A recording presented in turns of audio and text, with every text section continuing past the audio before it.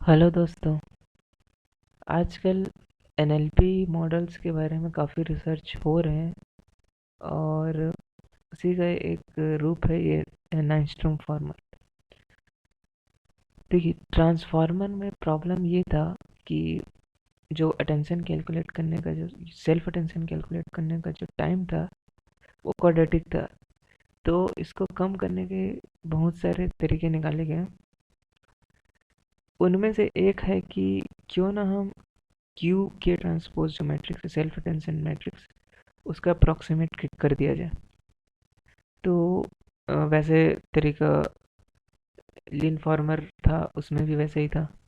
इसमें भी वही काम करने का कोशिश किया गया, लेकिन इस बार जो अप्रॉक्सीमेशन हुआ है वो दूसरे तरीके से करने की कोशिश किया गया और इसका जो टाइम कॉम्प्लेक्सिटी है वो लीनियर है सेल्फ अटेंशन कैलकुलेट करने का।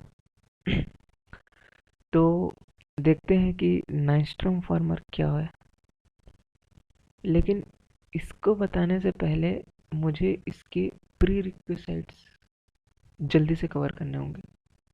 तो इसके लिए आपको स्यूडो इनवर्स क्या होता है और नाइस्ट्रॉम अप्रोक्सीमेशन क्या होता है ये पहले आना चाहिए। उसके बाद फिर ये पेपर आसानी से समझ में आ जाएगा। तो स्यूडो इनवर्स क्या होता है?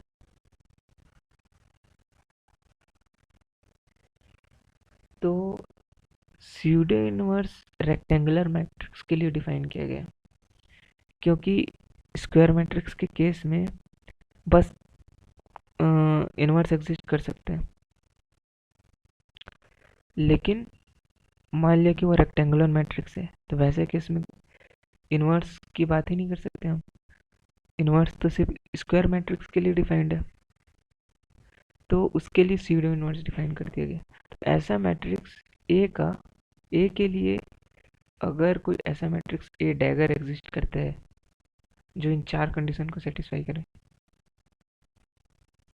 तो उसका हम बोलते हैं मूर पेनरोस स्यूडो इनवर्स।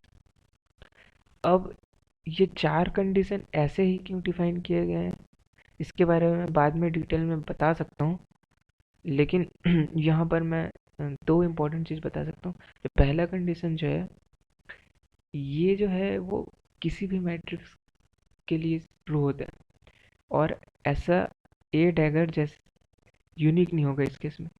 ऐसे बहुत सारे मैट्रिक्स हो सकते हैं ए के लिए जो पहला कंडीशन को सेटिस्फाई करेगा। तो ये एग्जिस्टेंस के लिए होगा कि ऐसा एग्जिस्ट करता है मैट्रिक्स जो पहला कंडीशन को सेटिस्फाई करेगा। एक भी हो सकता है, एक से ज़्यादा।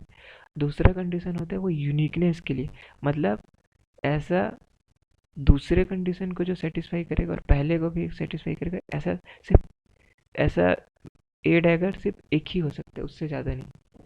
तो ये जो है वो यूनिकनेस के लिए डाला गया। और जो तीसरा और चौथा, तो पहला और दूसरा कंडीशन को सेटिस्फाई करने वाला मैट्रिक्स को जनरलाइज्ड इनवर्स बोला जाता है। और जो तो तीसरा और चौथा को भी सेटिस्फाई कर जाए उसका बोलते हैं मूर पेनरोस इनवर्स। सो ये सो इनवर्स किसी मैट्रिक्स के रेक्टेंगुलर मैट्रिक्स के लिए मूर पेनरोस भी हो सकता है या जनरलाइज्ड इनवर्स भी हो सकता है। तो ये जो मूर पेनरोस के लिए ये चार कंडीशन को सेटिस्फाई करना चाहिए। Okay, now let's move to Nystrom approximation. मैं सॉफ्टमैक्स के लिए नाइस्ट्रॉम अप्रोक्सीमेशन बताऊंगा, फिर अ, आगे बिना सॉफ्टमैक्स के लिए भी आप खुद बना सकते हैं। बस आपको सॉफ्टमैक्स जो फंक्शन है उसको हटा देना है। तो क्या होता है नाइस्ट्रॉम अप्रोक्सीमेशन? देखिए, अगर किसी मैट्रिक्स को आप चार मैट्रिक्स के ब्लॉक में लिख सकते हैं। अच्छा, नाइस्ट्रॉम अप्रोक्सीमेशन जो होता है वो सिर्फ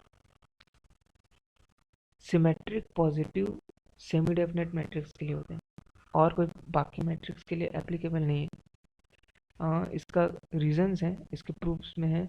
क्योंकि अगर पॉजिटिव सेमी डेफिनेट होगा तभी किसी मैट्रिक्स को आप एक्स इंटू एक्स ट्रांसपोज के फॉर्म में लिख सकते हैं और फिर वहीं से फिर ये फॉर्मूला निकल के आता है कि ये जो S hat is equal to कुछ कॉलम, ये मैट्रिक्स कॉलम्स मैट्रिक्स को कुछ सेलेक्ट कर दिया ओरिजिनल मैट्रिक्स में से कुछ कॉलम्स को, और फिर ए एस क्या है, ये देखिए, ये है ए एस, और ये कौन सा मैट्रिक्स है, ये है ए एस बी एस, ये वाला पार्ट, वो ये मैट्रिक्स है। यहाँ पर नेस्ट्रम अप्रोक्सीमेशन की इंटरेस्टिंग चीज़ ये है कि आप सिर्फ इन 3 ब्लॉक मैट्रिक्स से ये चौथा ब्लॉक मैट्रिक्स कैलकुलेट कर सकते हैं। इसका मतलब अगर मुझे कुछ रोज और कुछ कॉलम्स ही पता हो तो मैं इस मैट्रिक्स का को अप्रोक्सीमेट कर सकता हूँ। ये इसका इंटरेस्टिंग चीज़ है। तो तो ये है नेस्ट्रम अप्रोक्सीमेशन क्या है। इसको ज़्यादा डिटेल में जानने के लिए अब यहाँ से पढ़ सकते हैं इसका पीडीएफ। तो लेकिन मैंने बहुत ब्रीफ में बता दिया कि नेस्ट्रम अप्रोक्सीमेशन होता है क्या। नेस्ट्रम अप्रोक्सीमेशन क्या कहते हैं कि सिर्फ मैं 3 ब्लॉक मैट्रिक्स से ये जो चौथा ब्लॉक मैट्रिक्स है उसको कैलकुलेट कर सकता हूँ। और हालांकि वो एग्जैक्ट सी एस नहीं होगा, वो अप्रोक्सीमेट सी एस होगा, इसलिए जो एस जो है वो एग्जैक्ट नहीं होगा, एस हैट अप्रोक्सीमेट एस होगा। ओके ठीक। दूसरा जो है कि अब स्यूडो इनवर्स कैसे निकाला जा सकता है। एक तरीका है कि एसवीडी से निकाला जाए, लेकिन एसवीडी से स्यूडो इनवर्स अगर निकाला जाए तो उसमें बहुत टाइम लगेगा। इसलिए इन लोगों ने एक आइटरेटिव तरीका निकाला है, जिससे कि एक पर्टिकुलर वैल्यू से अगर आप स्टार्ट करेंगे और आइटरेटिव मेथड को फॉलो करेंगे तो वो स्यूडो इनवर्स में जाकर कन्वर्ज हो जाएगा। ये प्रूफ किया है। तो इन लोगों ने आइटरेटिव मेथड क्यों यूज़ किया, क्योंकि एसवीडी से स्यूडो इनवर्स निकालना काफ़ी मुश्किल काम है, और यहाँ पर हमको ज़रूरत है ए एस स्यूडो इनवर्स की। तो ए एस स्यूडो इनवर्स अगर निकालना चाहे तो हम इस मेथड से निकाल सकते हैं, जो आइटरेटिव मेथड से, कि Z J plus one equal to ये जेड जे के फॉर्म में। ये उन लोगों ने आई थिंक 6 आइटरेशंस में रोक दिया था। तो ये पहला ये कि आइटरेटिव मेथड से स्यूडो नोट्स निकाला गया इंस्टेड ऑफ एसवीडी से। दूसरा क्या किया गया है, इन लोगों ने बोला है कि अगर अब आपको मैं मुख्य प्रॉब्लम बताता हूँ।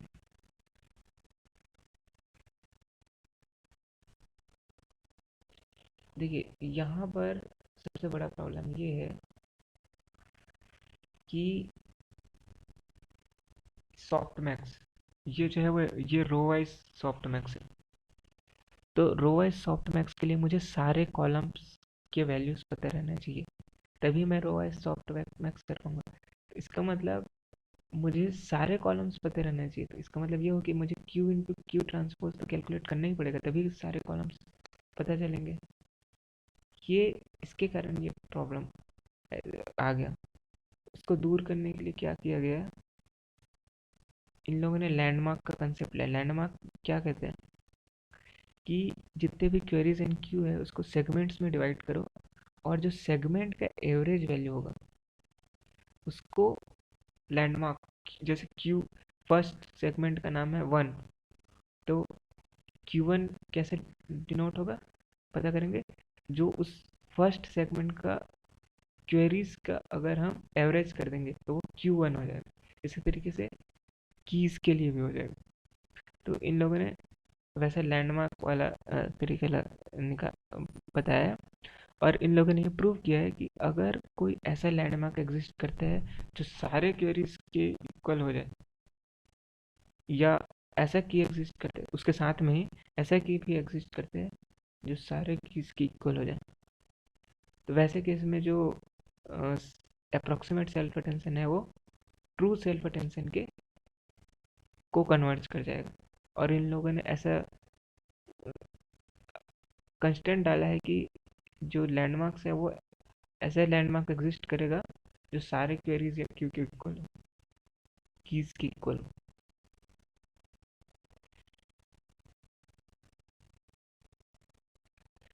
उसके बाद ये जो तीसरा जो प्रोपोजिशन यहाँ पर बताया गया है, इसमें ये प्रूव किया गया है कि अप्रॉक्सीमेट और ट्रू जो सेल्फ अटेंशन का जो मैट्रिक्स का वैल्यू है वो किसी पर्टिकुलर वैल्यू से हमेशा छोटा ही रहेगा।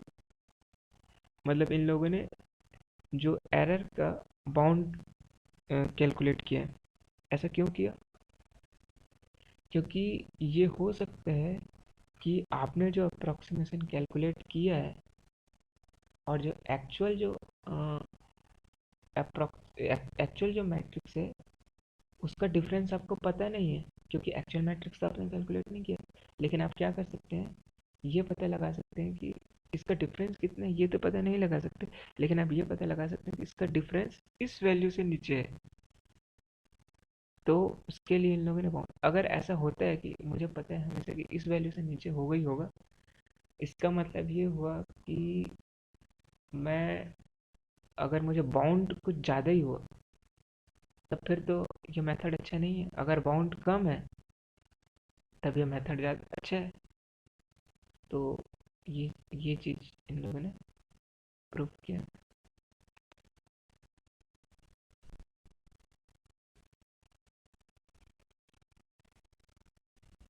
तो अब देखते हैं पेपर में सेम सेम चीज़ इन लोगों ने किया। देखिए इन लोगों ने क्या किया है कि सॉफ्ट मैक्स के लिए इन लोगों ने नाइनस्ट्रॉम अप्रोक्सीमेशन किया। कैसे? लैंडमार्क सिलेक्शन से। देखिए क्यू और के बजाय क्यू लैंडमार्क हो गया यहाँ पर और के लैंडमार्क हो गया। तो इसके लिए इन लोगों ने नाइनस्ट्रॉम अप्रोक्सीमेशन किया, न कि ओरिजिनल क्यू एंड के लिए। तो उससे इन लोगों ने अप्रोक्सीमेट कर लिया। उसके बाद आइटरेटिव मेथड से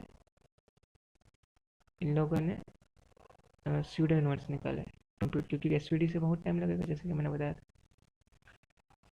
और ये मेथड है लैंडमार्क सिलेक्शन का। कैसे लैंडमार्क पता किया गया है मैंने बताया, जैसे कि हर एक सेगमेंट के लिए एवरेज कैलकुलेट किया। तो हर एक सेगमेंट का एवरेज कैलकुलेट करेगा, उसके लिए एक बार स्कैन करना पड़ेगा। यही कारण है कि इसका टाइम कॉम्प्लेक्सिटी लीनियर है। तो यही इसका मेजर टाइम कॉम्प्लेक्सिटी में पार्ट लेते हैं। तो धन्यवाद दोस्तों।